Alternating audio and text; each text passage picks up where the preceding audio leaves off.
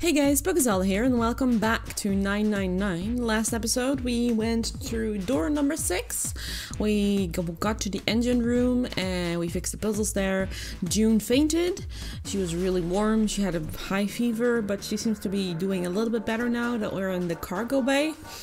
We fixed a really annoying puzzle right down here. I kind of cheated for this part because it's really annoying. I was very close, though. I was very close to actually finishing it. You just have to put the 5 in the middle and then kind of figure it out from there. But this thing turned on, so let's click on it. A green button, a red button, and a lever. I wonder what these do. I think this might help. What the hell is this? Where did he find this? What is that? Where did you find it? I found it when you were messing around with the pinholes. It looks like instructions for this thing. According to what it says here, this thing is a remote control for that. That? Yeah, that. That right here. What is he pointing to? Oh, that machine over there. Apparently it's called the Pushmaster 5000. Are you serious? Whatever. Whatever. What are we supposed to do with the Pushmaster 5000? You see the coffin over on the top of the crates? Right there. Yeah. Don't you want to know what the deal is with it? I do. You want to check it out? Yeah. Alright, how do you think we're gonna get there? Well, there were some crates on the right side of the fence that someone piled up like stairs. Maybe we will make a path to the coffin from there. How will we do that? Line up the crates, I guess? Yeah, that sounds about right. Guess this is just another one of Zero's puzzles. Yeah. Anyway, let's give it a shot. Oh, looks like the Pushmaster 5000 runs off battery. Runs off a battery, sorry. So to keep it from using up its energy too fast, it's been programmed so it will only start moving once its path has been completely programmed in. Alright, I'll keep that in mind. New material has been added to the file screen. What has been added to the file screen? Instructions, okay. You can move in 4 directions. You cannot move diagonally. If the Pushmaster 5000's move count exceeds the battery life, it will be reset. You cannot lift those objects. We can lift those objects. Cannot lift heavy object. That's the reset button. That's the back command button. Quit command. And the lever, the start command. Okay. Seems simple enough. The monitor shows a top-down view of the area where we can move the machine. Once I want to send my orders to the Pushmaster 5000, I just pull the lever. Alright, let's give this a try. Sure thing. Just keep in mind that there's a limit on the battery, alright? The battery dies after 50 moves. At least that's what it says in the manual. 50 moves, huh? Also keep in mind that the Pushmaster can't move the heavy metal crates. Not heavy material crates. Heavy metal crates, okay? Got it. Instructions for operation. When a square adjacent to the Pushmaster is clicked, the Pushmaster 5000 will move to that square. If there is a crate in the way, the Pushmaster 5000 will push to a single crate. Move the crates appropriately and efficiently and fill the yellow areas. So this is basically a block puzzle. So how are we going to do this? So we can't do that because otherwise we can't push it. So we're kind of... I'm just thinking here. So if we push it that way, then this will go this way. But we can move here. But we can't move this one because that one would be here. We can push it this way, but then we keep on just pushing like this. And that's not good. But we can also just give it a shot, you know?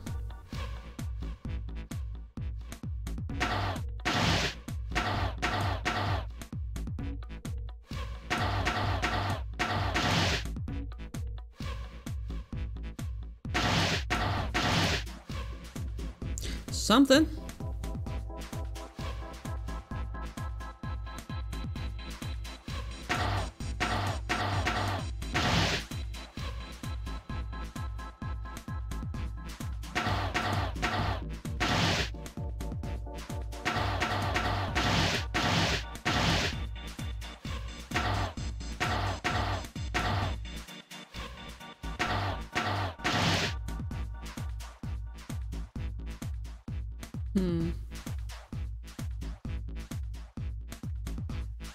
It's gonna be a problem.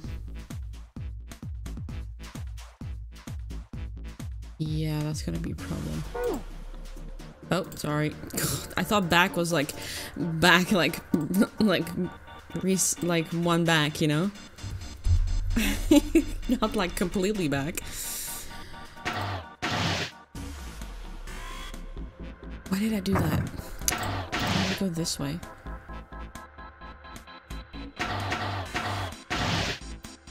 I don't know what I'm gonna do. I'm just gonna try something.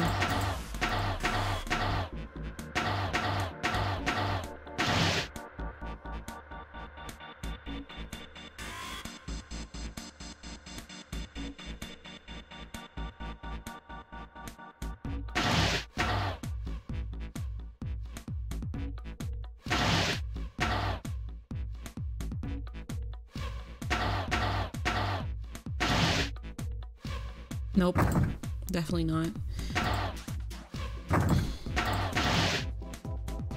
No. I almost had it the last time though.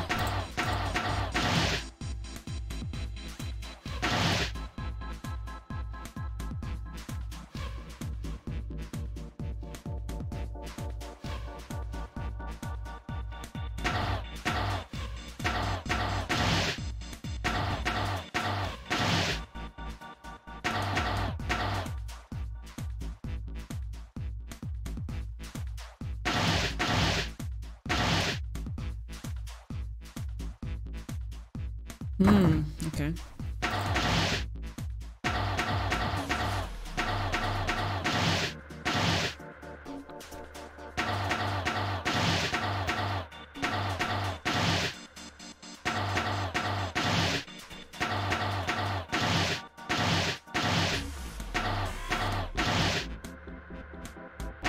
Perhaps that? I don't think that'll... I think I'm taking two. Yeah. That was too much. Too many moves.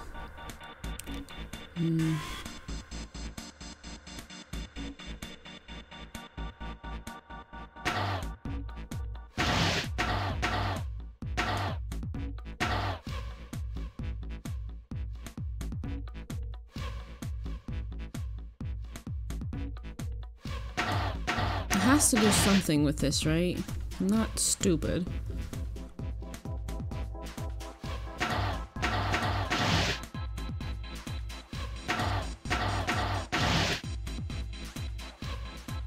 Can I do... This can go here.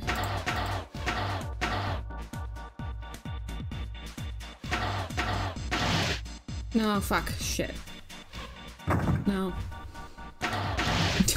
I'm so sorry. This is gonna be such a drag. Did I have to do that?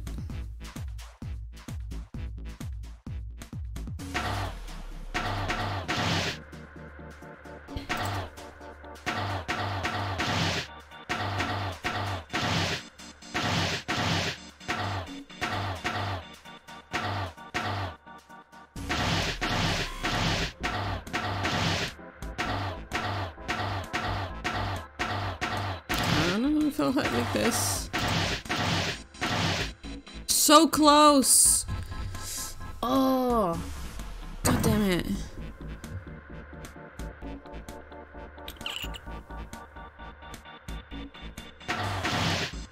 That won't work. I have to go this way.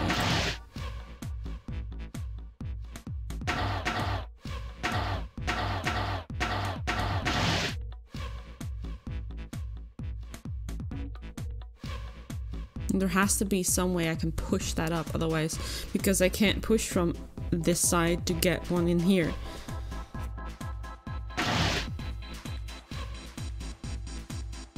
I feel like I'm just gonna repeat everything.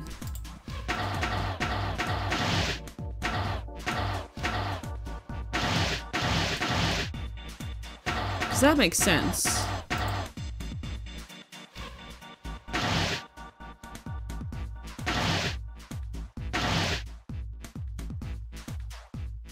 See, because I can't push anything from, so I have to do that.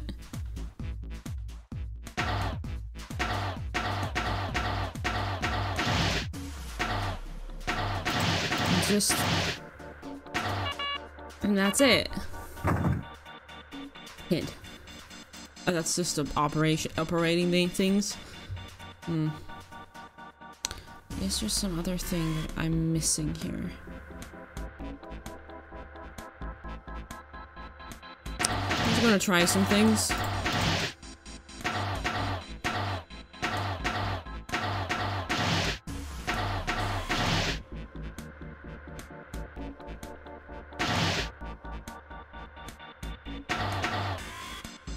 No.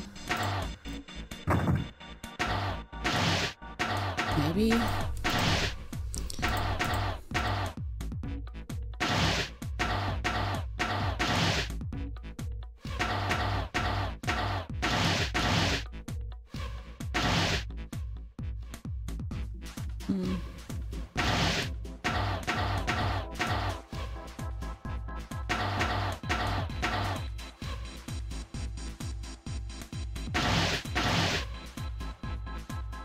No, that's not gonna work.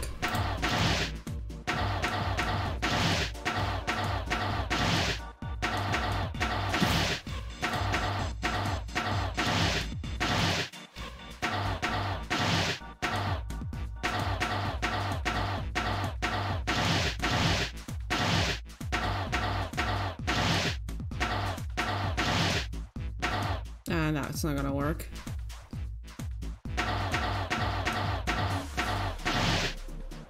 Then we have to go all the way around. I think that is the gist of it, but I need to use less moves.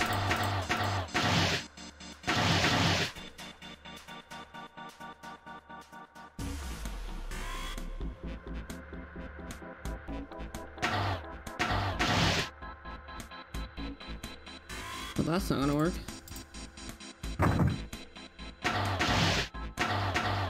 I'm so sorry, this is the worst puzzle in this game. Just so you know.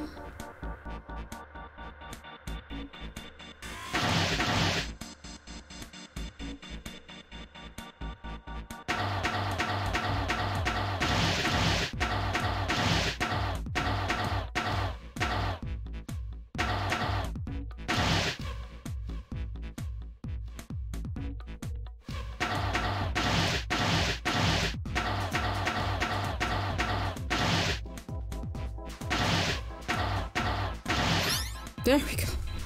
Exactly 51 moves. I got it. Finally. Okay, I'm done putting in the program. What do I do next? Just be quiet and watch. See, it's moving already. Pushmaster 5000's on the roll. Awesome. Awesome. Awesome. Awesome. The Pushmaster 5000 did just what I told it to do and lined up all the crates. Great. Now we can reach the coffin. We just need to climb those crates over by the fence.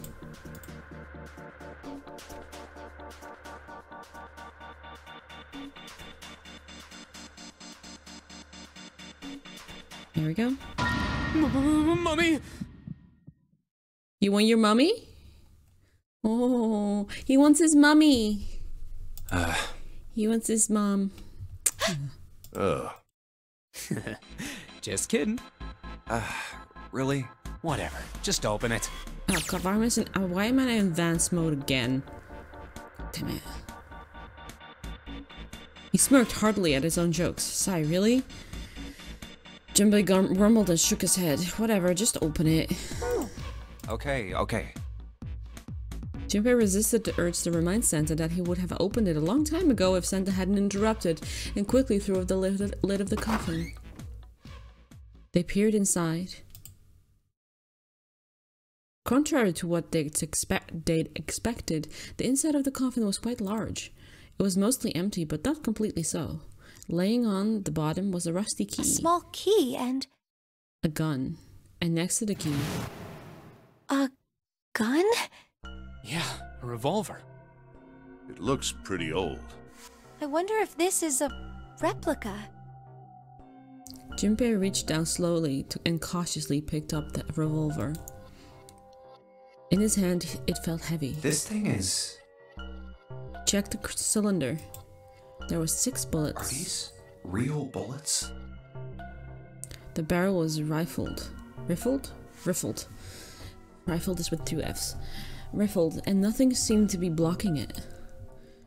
As Ace had said, the gun was a very old one. However, it appeared to have been well maintained. If it was a real gun, Junpei thought it would most likely function perfectly. And if it was real... Oh, if this is real? Oh. Holding the gun made Junpei feel unpleasant. Carefully, he placed it back in the coffin. You're not gonna take it? Of course not. All something like this is gonna do is cause more trouble. Yep. It's a powerful weapon that gives one person a huge advantage. Something like that would be way too dangerous to have around. We're in enough danger already. Yeah, I suppose you're right. Maybe Zero put this gun here, hoping that something like that might happen. In other words, maybe he put it here to make us fight each other. Could be. In that case, we should most certainly leave it here. I, for one, have no desire to let Zero control me. Me neither. The others nodded. They had no desire to be under Zero's control either. Okay, we've got that figured out. But you aren't gonna leave that key in there, are you? Of course not. We'll take that with us.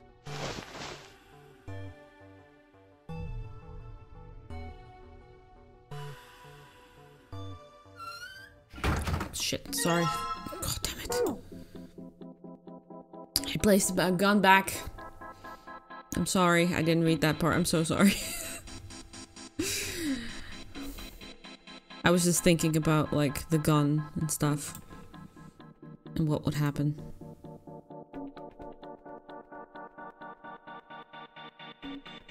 Yeah, let's just put this key in here and yes! It sounds like it's that did it. Yay! Looks like it's open now, Jumpy. I see. This key should open this door. It already opened the door. Hey, what are you waiting for? Let's go! Yes! It's opening. Let go! You found it! Boom.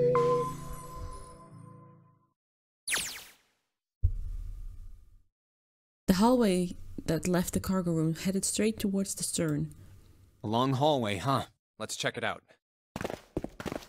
Junpei and the other 3 proceeded down it silently. Some distance along it, a large room opened up on the left-hand side. It looked familiar. An iron gate covered each of the elevators. Junpei and his companions drew to a stop and began to discuss what their next move should be. We've seen this elevator before. We got off the one on the left just a little while ago. Then we went through the number 6 door, and that took us to the engine room. Yes, and after that we passed through the cargo room. And now we're back here. In other words, we made a loop. We're back where we started. Junpei approached the elevator. We needed a card to get to this. I don't see a card reader here. Sorry.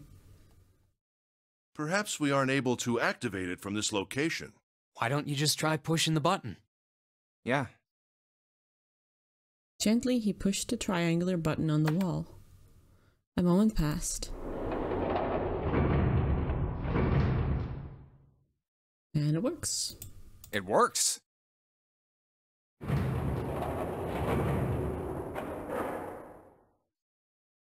The elevator door opened and then eventually shut again. I think so.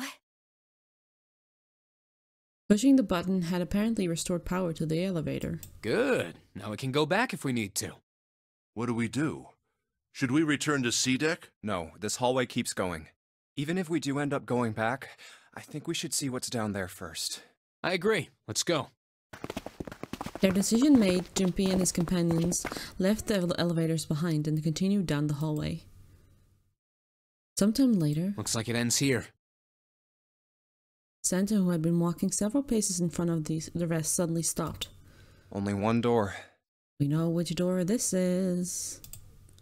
They searched around just in case. There isn't anything else. It's the only way to go.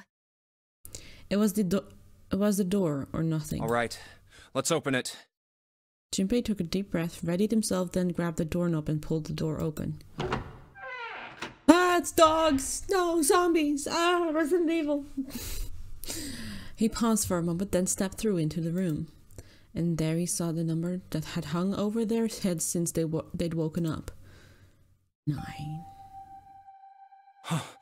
The 9 door. Like the numbers on every other door, this one too was a rough shape made of red paint. Its door was set to the back of the room. Junpei leapt toward it with a sudden burst of hopeful energy. It was a large double door, heavy and full of solemn importance. He grabbed the door handle and shook. Of course it wouldn't be that easy. The red said on the wall next to the door. Displayed on Vacant. Huh. We finally found it. Junpei felt himself overwhelmed by a torment of emotion. At last, they had found the exit. But cold gripped his heart, and he knew all too well why. As he stood, frozen, unsure of what to think or feel. Jumpy! Huh? Look! Behind you! He spun around and couldn't believe what he saw. Why? A 9 door. There's another one. Why? Junpei's voice... Jumpy again. Junpei's voice was barely audible, even to himself. He stumbled towards the second door as if somehow compelled. It was a small single door. It sat in the starboard corner of the room, on the same wall of the door that they entered from, but in the opposite corner. It's 9, no matter how you look at it. The red is there too. So this is a real one? They're both real. Junpei shook the door handle pointlessly and muttered to himself. Why the hell are there 2 doors? So all of you could exit. It was Santa who answered. There were always 2 doors. I mean, if you think about it. Zero never actually said there was only one door with a 9 on it. Yep. It is hid, seek a way out. Yep, we already know that. Of course, we just assumed that there was only one. After Yep. all, why would there be more than one? Oh, man. We fell for it. There are 2 doors. That means that all 9 people who had met at the central staircase could escape. No one would be left behind. Now it makes sense why the bracelets are numbers. 1 through 9, divided into teams of 4 and 5 people. The digital root of both teams ends up being 9. Take 1278 and 34569 for example. The digital root for both teams would be 9. Or 2349 and 15678. The digital root is still 9. There are a bunch of combinations that work and they all end up the same way. If one team has the digital root of 9, so would the other one. That just followed the rules and said that exactly what Zero said, they would have all gone out alive. What does that mean? The answer's simple. From the very beginning, the Nonary Game was designed to save all 9 people. That's how it was meant to be. Zero didn't lie. He never said there'd be only one 9 door, but anyone who'd found themselves in the game would have assumed that was the case. Fights would have broken out. Yeah, because 9, if you say the number 9, there's only one number 9 in the number as a number. So most people would assume it's only 1 9. One team would likely betray or deceive the other. Someone might be hurt. Someone might get killed.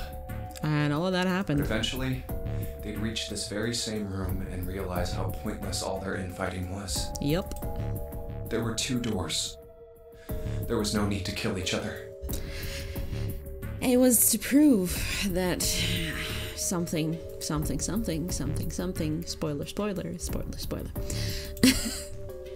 they'd understand and be appalled, overwhelmed with guilt at what they'd done. This game was designed for that purpose. This Nonary Game. We were all arguing and fighting over doors at the beginning. But if there had been one slip-up, one tiny mistake that led to more, everything could have been so much worse now. The thought of it sent a chill down his spine. So, what are we going to do, Junpei? My voice broke through Junpei's frantic thoughts. Santa's voice. Oh, right. Hey, keep it together, man. Sorry. Jeez. So what do we do? What do you... We need to think about our next step. Our numbers are 1, 3, 5, and 6. That's a digital root of 6. Yeah, but if 5, 3, 1, 5 plus 3 is 8, plus 1 is 9, then you leave someone behind. The 4 of us can't open the number 9 door. The 4? Wait, don't tell me. Yep. There's one combination that'll let 3 of us open the 9 door. That would be such an asshole thing, to just leave June behind and be like, bye, Saka, bye. That Junpei would never. That's why I'm asking, what now? What now? It took him no time at all to determine the answer. There was only one combination of 3 people that would give their digital root of 9. 1 plus 3 plus 5 is 9. That would mean... No, we gotta go back. That wasn't a possibility he was willing to consider. Santa and Ace agreed. Yep. I agree. We cannot leave June behind. Junpei let out a breath he hadn't realized he'd been holding. Are you sure? I don't mind staying. June's body betrayed her true feelings. Her eyes were wet with the beginnings of tears, and her legs shook. It's okay. There's no way we'd leave you behind. Santa had said what Junpei had known the moment he realized which 3 people could go through the door. Besides, I'd rather drown at the bottom of the ocean than escape with this sausage fest. Maybe I'll get to go to Atlanta. You mean Atlantis? Are you sure you don't mean Atlantis? Huh? Oh, right.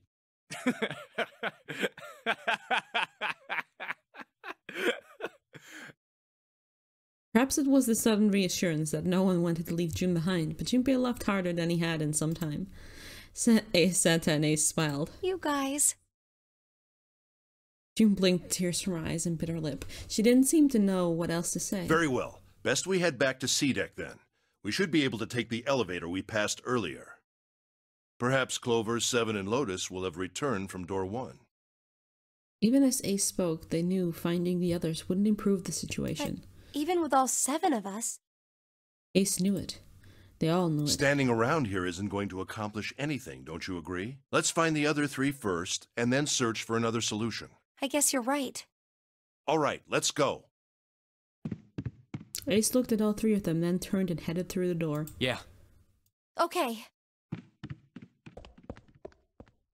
So where are we now? We're at the precipice of 2 endings. Which one? Which one? See how there's no keys here? Literally no keys. So it could go either way. I don't know which side it's gonna pick. I'm curious. Santa and June followed. Junpei started toward the door, then stopped. Come to think of it, what is this room? It didn't seem terribly important now, but what exactly was it? We were so focused on the doors, we didn't even look around. A red carpet ran between... Oh, well... Well, but no, they're no longer pews! A red carpet ran between 2 columns of wooden benches that ran the length of the room. It looks like it's set up for some kind of ceremony, but what kind? Facing the 9 door was a carpet leading to the bow of the ship, and at the end... Wait, was it an altar, perhaps? There was a small rectangular alcove at the end of the carpet, and inside the alcove was a raised platform. Resting on top of the platform was a coffin. A coffin? What on earth is a coffin doing in a place like this? See how it doesn't have any flashbacks of Alice, of All Ice? Because we haven't chosen that path, so... But before Junpei had the time to answer that question... Hey, Junpei! The hell are you doing? Let's move! Yes, let's. Santa's voice echoed in the hall outside. Right, okay. I'll be right there. Junpei turned on his heel and left the quiet, somber room. But... Oh, you still get that! But we're out of the room before we can hear it, so...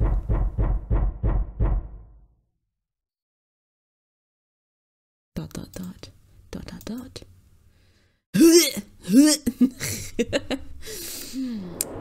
Anybody who watched Doki Doki Literature for GT Live knows exactly why I do that.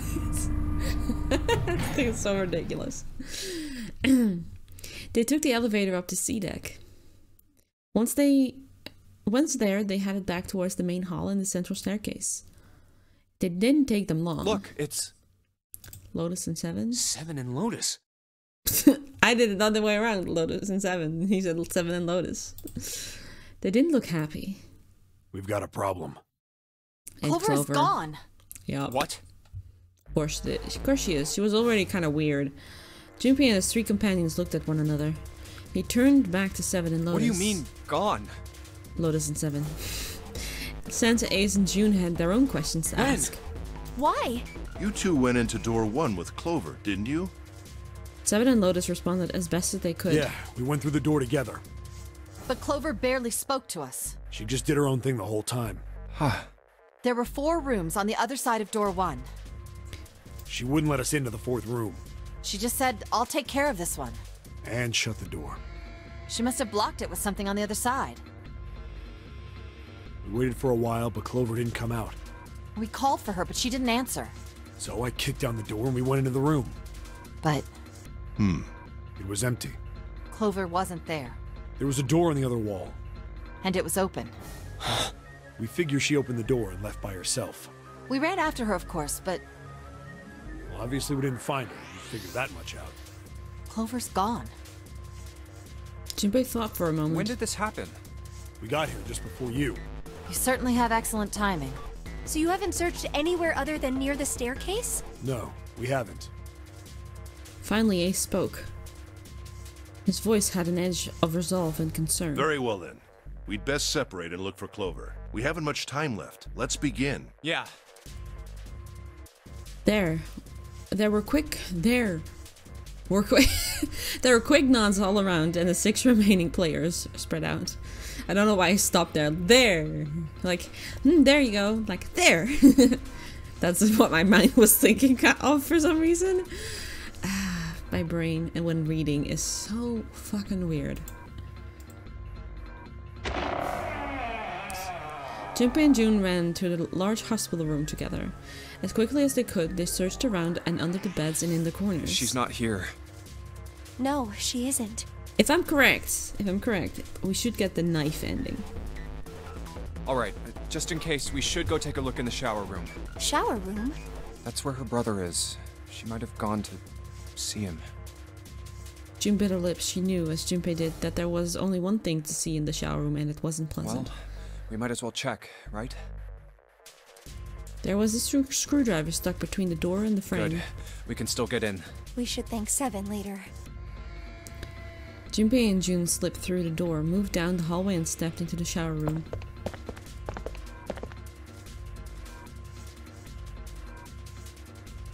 No luck. Yeah, I don't think she's here. June's voice was faint, and she placed her hands over her mouth. Her face looked a little green. The smell is horrible. The stench in the room was almost unbearable. It had grown far more unpleasant since their last visit. If Junpei had eaten a lunch, he would have had a difficult retain. He would have found it. He would have had difficulty retaining it. Jesus, he would have found it difficult to keep it in. He wanted to leave the room as soon as possible, but he had to be sure, and the only way to be sure was to check the other side of the divider. Let's check the back, just to be sure. June offered no resistance and nodded weakly to Junpei as he headed around the divider. He stopped at the corner and turned his head. No, she's not here. As he'd expected, Clover was nowhere to be seen. The only thing on the floor on the other side of the divider was a dead body lying in a reddish-brown puddle of drying blood. Snake, just where did your sister go? Junpei whispered to what was once Snake. He'd ask rhetorically, of course, as there was no way he'd get an answer. He gave a deep Such sigh. a horrible way to go. The skull shattered, the left arm's hideously twisted. Huh? Wait. He's talked to Clover about his arm. The bright white of the ulna was clearly visible through the remains of the skin and muscle. Bright white? Ulna? Bones. Bones. The The pieces fell into place. Junpei remembered something Clover had told him in the laboratory. My brother's left arm is, it's not like a normal person's arm. The accident hurt him really bad. Of course. Of course. Why didn't I realize it earlier? Clover had told Junpei that Snake's left arm was prosthetic, but the left arm of the corpse behind the divider was quite clearly a real human arm, or at least it had been once. That meant the corpse. Jumpy? Jun's unsure voice at Junpei's sudden strange behavior drew his attention back to her. Sorry for making you wait. Let's go. He realizes that that's not Snake. Junpei and Jun headed back towards the large hospital room. They stepped through the door and out of the shower room. Down the hallway they went, searching for Clover in every corner. They had reached the stairs when Seven appeared, breathless and yelling. Junpei! Jun! Where were you guys? He looked pale and his face was drawn. Something terrible had happened. Oh god, no! Oh shit! Are we getting safe ending? Because normally you have to split up here with Jun, then you go each other's separate ways, and then you find people being stabbed. Junpei's breath caught in his throat. Did something happen? Seven drew his shaking hand across his face and gulped down a breath of air. Clover is dead. I found her in the first-class bathroom. Damn it. Shouldn't have opened, but you have to. I did click the safe.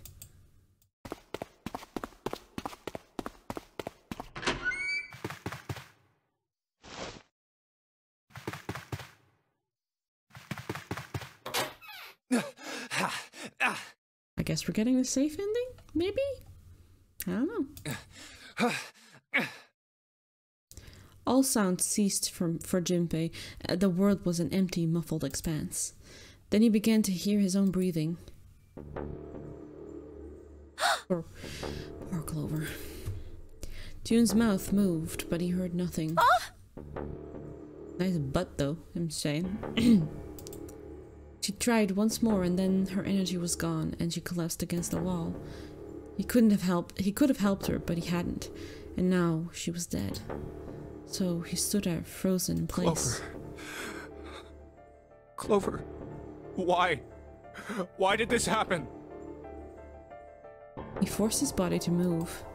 Each step felt like another nail pounded into his heart. Finally, he was in front of her. He knelt and placed 3 fingers against Clover's neck. No pulse, no breath. But she was still warm and her eyes were closed peacefully. It would have been easy to think that she was asleep. Easy, that is, were it not for the slowly expanding puddle of blood beneath her. He traced its source to her back, a gash just beneath her shoulder blade. Was the weapon a knife, perhaps? If it was a knife, the killer had taken it when they left. When he closed his eyes, he saw Clover's smile. Clover! Her innocent smile. Her energy. He would never see her smile again. No way. He could have done something. He could have helped her. His stomach twisted itself into a sickening knot. Let's get out of here, Jun. Junpei lifted a limp Jun from the floor and carried her from the bathroom. I was gonna say to the bathroom, but no. Are you alright? It was a foolish question and he knew it. Yes, I think so. Her voice was weak. The fever had gone down, but the emotional scars she'd received were not likely to recede as quickly. Junpei laid his hand on her shoulder and they walked back to the bedroom. You should get some rest. Here, the bed. Can you sit? Yes. She nodded once and stared at the floor. There were 4 others in the room. Ace, Lotus, Santa, and Seven. They all stared at nothing, their faces drawn and tired. After a while, they drifted into the bathroom to see Clover's corpse themselves. Once everyone was back in the bedroom, Junpei walked slowly to the center of it and looked around as the slumped figures gathered there. Who was the first to find the body? Me. Seven spoke from behind Junpei. He turned around. Seven's hand was up. Why did you come to this room? To look for Clover. Why else? I found her body in the bathroom. As soon as I did, I ran outside. I got to the top of the stairs by the casino and yelled as loud as I could. Hey, guys! I found her, but it's bad! She's in the bathroom in the first-class cabin! Come quick! Or something like that. Then I went back to the bathroom. Ace, Santa, and Lotus showed up real soon after that. But I guess you two hadn't heard me or something because you didn't show. So I took off down the stairs to look for you. After that, I mean, you know the rest, right? Junpei nodded and closed his eyes. There was one more thing he needed to ask. Seven. There's one more thing I'm worried about. What? You stuck one of those plates in between the door and the frame, right? Why did you do that? Come on, didn't I already tell you that? I did it so that the door wouldn't lock. He's done that for every single door. So we could come back to this room? Oh. You think I did it? No, I don't think Well, I don't know. I don't think you did it at all. That kind of depends on what you say, doesn't it? For crying out loud. Seven sighed and shook his head. Follow me. Damn it. Damn it. Damn it. I wanted to have the knife ending. Shit. Tried so hard, guys. I tried so hard to get the knife ending. Let me check the flowchart here. You see, you can go either way here.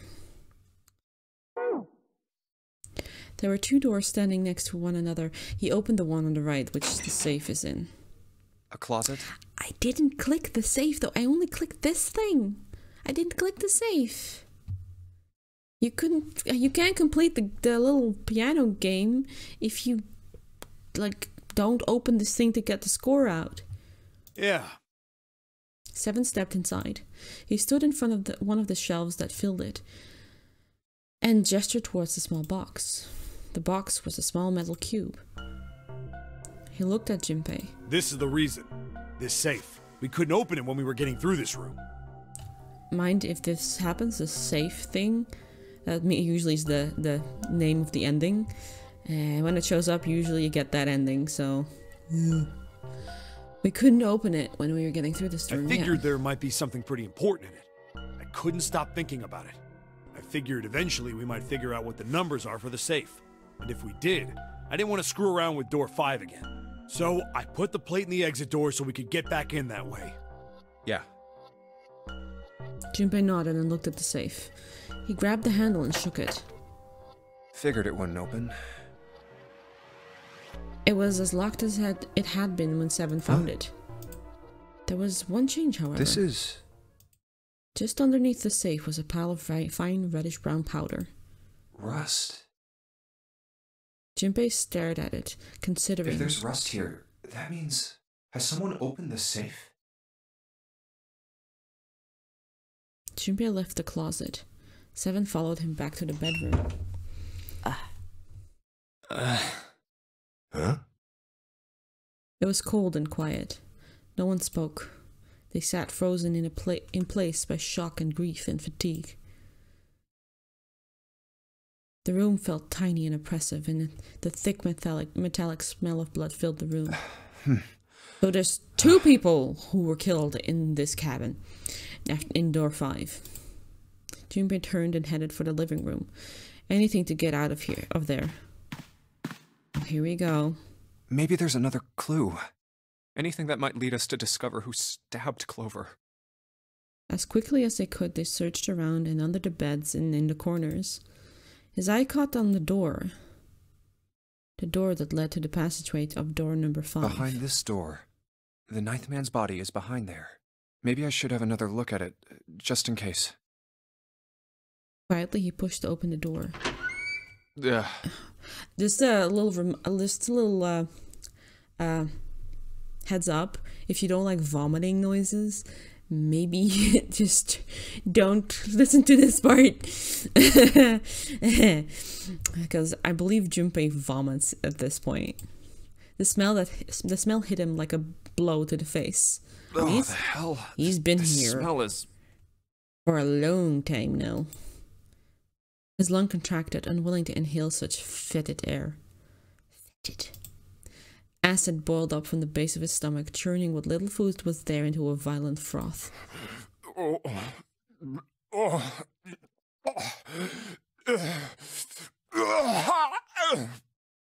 Damn. It was too much for him, and he vomited. A thin stream of yellow water and bile spattered onto the floor.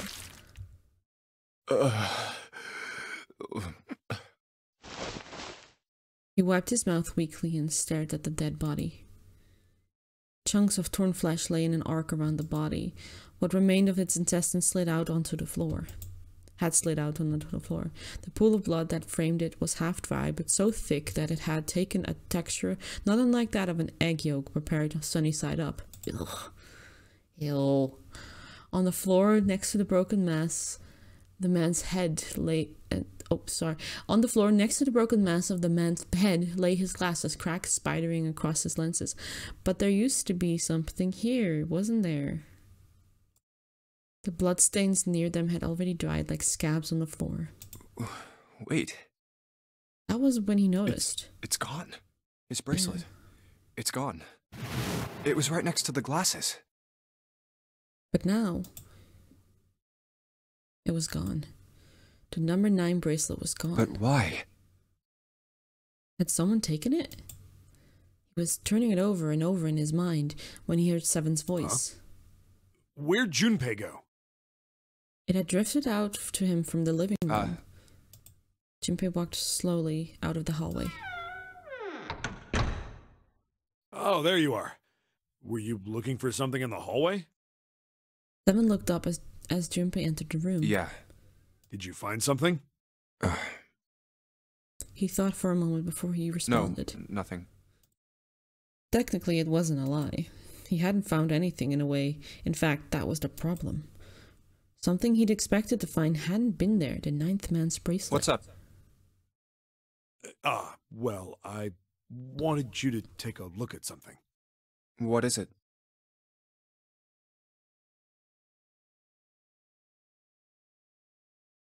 Seven led Junpei back to the bathroom. Clover. As Clover's corpse came into view, he felt his heart flip and then fall to the bottom of his stomach. Something between a sigh and a groan escaped his lips. What was it you wanted to show me? His voice was hollow and empty. I searched Clover's body again. A real shame. She was stabbed once in the back, probably by a knife or something. And I found this. As he spoke, he moved around Clover's head, then knelt down and flipped open her right hand. What? She was holding a piece of paper. I haven't actually looked at it yet. Didn't want to disturb the crime scene, you know? Well, I did borrow one thing. What? It wasn't sure what that meant, but it likely didn't matter. The paper was more important. I'm opening it. He picked it up and carefully opened it. There were 2 sentences written on it. Truth be gone, truth be gone, truth be gone. Truth lies in the something something sinister hand. That's what I remember. Truth had gone. Truth had gone, and truth had gone. Now truth is asleep in the darkness of the sinister hand. Now truth is asleep in the darkness of the sinister hand. Did you guys know that the sinister hand is the left hand? I didn't know that. This game told me that that's apparently because the right is the right hand, right? Like many people use their right hand to write. Oh my god, that's so annoying. Right hand to write, like write words. But the left hand, most people don't use their left hand. Weird, right? Very interesting. Well, we do use our left hand to pick stuff up, of course, obviously. But that's the thing, truth is also right, and gone is also left. So, right, left. What is this? Some kind of secret code? It is, actually. Seven peered over Junpei's shoulder at the note. Junpei stepped away from Clover's body and into the living room. He began to pace, attempting to decode the note. Code. The first clue was likely the phrase sinister hand. Sinister hand means the right hand or the left hand? The left hand. Sinister was a term used in heraldry that meant to the left of the bearer of a coat of arms. The left hand. The left hand. What does the left hand mean? Well, what is around your left hand, man? Junpei looked at his own left arm. Bracelet. At the bracelet on his wrist. Does the darkness of the sinister hand have something to do with the bracelet? He examined the bracelet closely. There's two things sticking out on either side of the face. The left and right sides of the face. Left and right. Left and right. Right and left. Truth is gone. Gone. Truth is gone. Truth gone. Right, left. Truth gone. Maybe those two words. What else could truth and gone mean? What else could gone and truth mean? Truth, of course, means something that is correct, something that's fact. In other words, something that is right. You could then safely assume that gone means left. After all, after someone left, they were gone. But in this case, they clearly refer to their directional homonyms. Then truth equals right, and gone equals left. In other words, it's right, left, right, left, right, left. And probably right again. Junpei looked at his bracelet again. The left and right of the bracelet. These two things sticking out. So if I... press them in the following order. Truth, so that's right, left, right, left, right, left. So it's this one. Left, right, left. And then... ooh, we got a secret code, guys! Whee! One after another, 8 numbers flashed on, then off the face of Junpei's bracelet. Wait, did it just... He checked one more time just to be sure. 1, 4, 3, 8, 3, 4, 2, 1. 1, 4, 3, 8, 3, 4, 2, 1. I can't remember that. Do I need to remember it? I don't know. 1, 4, 3, 8, 3, 4, 2, 1. I wrote it down just in case I don't remember. If you have to like mark it again, like choose it as an option again. Huh? Hey, what are those numbers? Junpei didn't answer. He couldn't answer. He had no idea what they were either. Besides, he was sure he would forget the numbers and the order they came in, even if he said anything. 1, 4, 3, 8, 3, 4, 2, 1. Muttering the numbers to himself over and over, Junpei headed towards the bedroom. 1, 4, 3, 8, 3, 4, 2, 1. 1, 4, 3, 8, 3, 4, 2, 1. 1, 4, 3, 8, 3, 4, 2, 1. 1, 4, 3, 8, 3, 4, 2, 1. Before long, he found himself in front of the safe again. Its lock was the only device he could think of that required a sequence of numbers such as the one he'd just discovered. Besides, someone had opened the safe at least once already. Had Clover come to the bedroom to open it? Junpei slowly dialed the numbers in the numbers the bracelet had given him. 1 to the right, 4 to the left, and... oh. Finished. Bingo. I knew it was for this. A small telltale sound of a lock opening. He grabbed the handle, took a deep breath, and pulled it up. Oh, is this some sort of note? Inside was a piece of paper. It was roughly the same size as the one Clover had been holding. Let's see. Junpei picked it up. This is what it said. Fact 1. The Nonary Game was played once before 9 years ago, which we know because Clover told us. Fact 2. The person with the number 2 bracelet attended the game 9 years ago. We also know that because Clover told us that as well, and Clover attended as well, and possibly also Santa. Fact 3. It was planned by the following 4 people. Cradle Pharmaceutical. We talked to Santa about this. He has his own... Remember? Ace has his own business, which would make him the CEO of Cradle Pharmaceuticals. Gentaro Hongo, which means that's Ace's name in Gentaro Hongo. Cradle Pharmaceuticals Chief of Staff, Nagisa Nijisaki, sorry. Cradle Pharmaceuticals R&D and Supervisor. Teruaki Kubuta. Majority shareholder in Cradle Pharmaceuticals.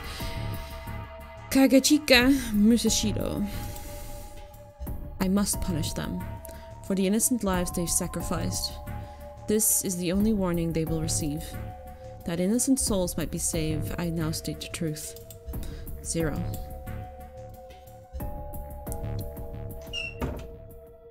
Junpei left the closet. There were 5 people waiting for him in the bedroom.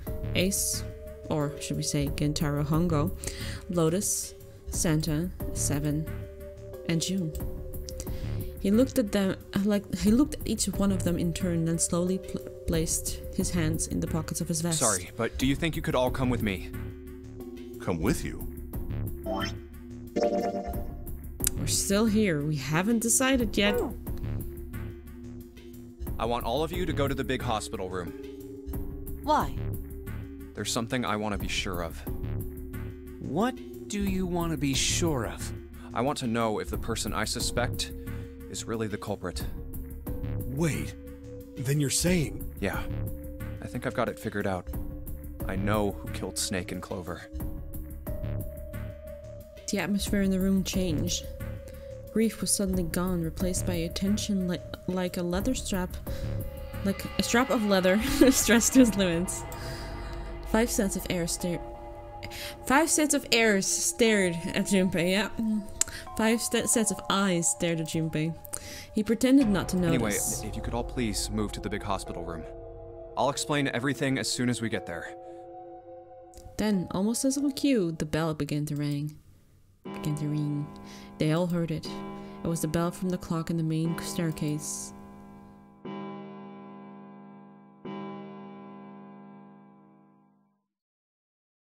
The bell rang 5 times, then ceased. It's 5 o'clock. Which means we only have 1 hour left. We've only got an hour left. We don't have a lot of time left. Let's go. Slowly, one by one, they followed Junpei out of the bedroom.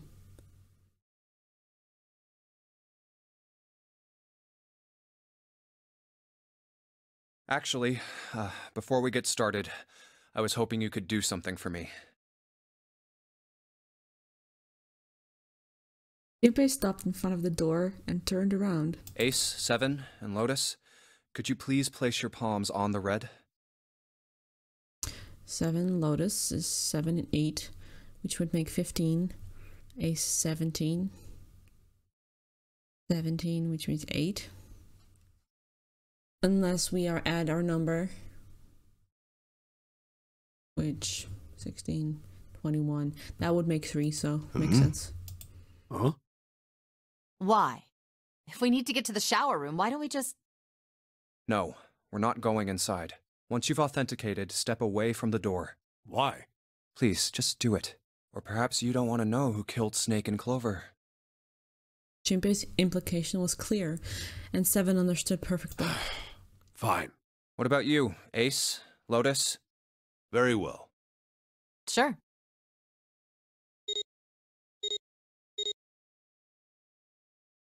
Quickly, he pressed their palms onto the red. Quickly, they pressed their palms on the red. Once they had finished, they stepped away from the door as Junpei had instructed. 3 asterisks shown on the red's display panel. I have this idea. I don't think this device responds to a hand placed on it.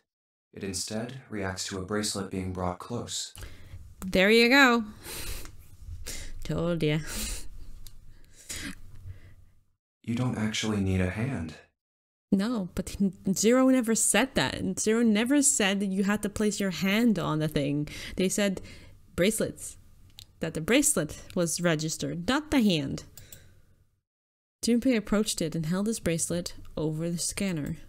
He made quite sure he didn't place his palm on it, and instead brought his bracelet near it. The fourth asterisk appeared. I knew it. Just as Junpei had expected, it was possible to authenticate without placing one's palm on the red, so as long as the bracelet was brought near it. Junpei pulled the lever down.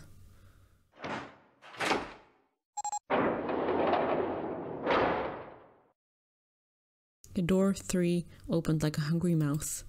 9 long seconds passed. And the door shut and fed. Junpei walked slowly back to the others, who were waiting some distance from the door, talking to one another. Santa and June had joined them as well. Huh? It looked as though they hadn't found a chance to break into the conversation yet. As Junpei approached, they turned to look at him, curiosity plain on their faces. Before long, the other 3 did as well. What was that about? How should I know? Clearly, they were all expecting some answers. Thanks. I appreciate your cooperation. Clearly, they had hoped for something more forthcoming. He continued. By the way, Ace, would you mind if I asked you something? But we're gonna leave it here, because I've been recording for a while. It's been an hour, so we'll continue this in the next episode, which will be very soon. So don't worry. If you really like the story, which I really love the story, I love how we get to the whole thing. And you kind of already know, the thing, who possibly did it. But, yeah. I am going to leave it here. I hope you enjoyed it, and I hope you have a great day, and I'll see you in the next one. Bye-bye.